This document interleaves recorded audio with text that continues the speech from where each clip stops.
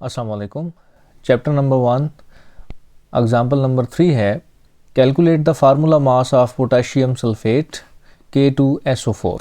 अच्छा, last example के अंदर फार्मूला मास की जगह पे एक और लफ्ज़ इस्तेमाल किया गया था, मॉलिक्यूलर मास। तो पहले ये जानना ज़रूरी है कि फार्मूला मास और मॉलिक्यूलर मास में क्या फ़र्क है। एक्चुअली अगर आप सॉल्व करने की बात करें या जब हमने सॉल्व करना है फार्मूला मास को या मॉलिक्यूलर मास को, तो मेथड सेम है।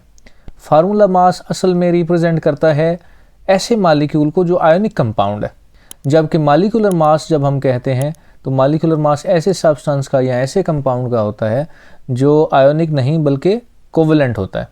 तो कोवेलेंट कंपाउंड्स के लिए आमतौर पर जो लफ्ज़ इस्तेमाल होता है वो मॉलिक्यूलर मास है, और आयोनिक कंपाउंड्स के लिए जो लफ्ज़ इस्तेमाल होता है वो फार्मूला मास है। अलबत्ता इनको सॉल्व करने का जो मेथड है वो बिल्कुल सेम है।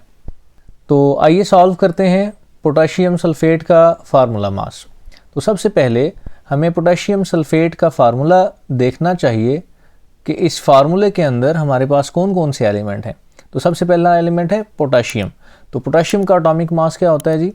Atomic mass of potassium that is 39 atomic mass unit. इसी तरह एटॉमिक मास ऑफ सल्फ़र जो है वो 32 होता है एटॉमिक मास यूनिट, जबकि ऑक्सीजन का एटॉमिक मास है 16।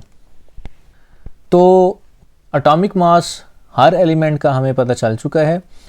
अब सबसे पहले फार्मूला देखें, chemical formula for potassium sulphate, potassium sulphate that is K2SO4।